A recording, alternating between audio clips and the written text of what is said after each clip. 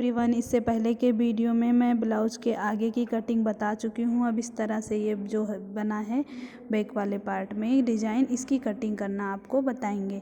तो इस तरह से लंबाई मैंने ले लिया है, वो तो मैंने सेकंड पार्ट में ही बता दिया था। अब इस तरह से फ्रंट वाले पार्ट को रखना है और आर्म होल की कटिंग कर लेनी है।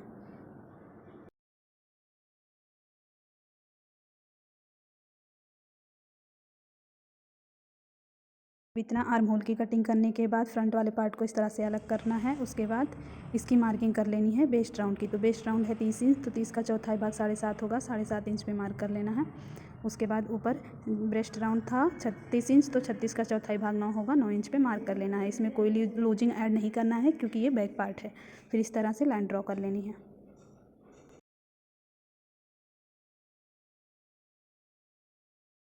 और 2 इंच पर सिलाई मार्जिन का मार्क करना है।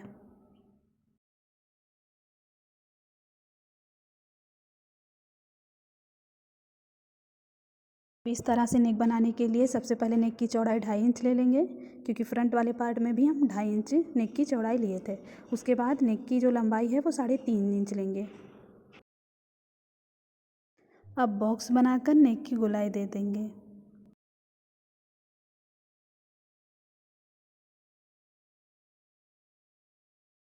अब इसकी कटिंग करने के बाद फ्रंट वाले पार्ट को इस तरह से रखना है और अब फ्रंट वाले आर्म होल की कटिंग कर लेंगे।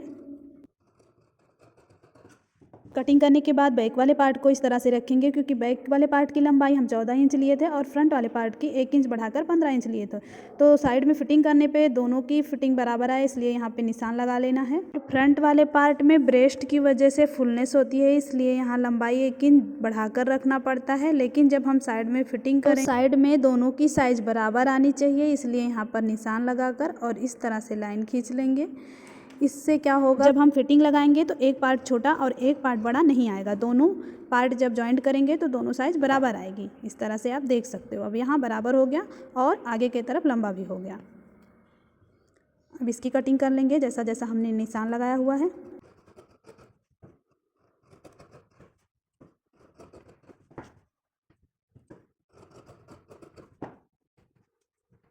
अब यहाँ पर डिजाइन बनाने के लिए 1.5 इंच पर निशान लगाएंगे और इस तरह नीचे के साइड 2 इंच पर निशान लगा लेंगे। उसके बाद यहाँ से इंची टेप को इस तरह से रखकर इन दोनों निशानों को मिला लेंगे।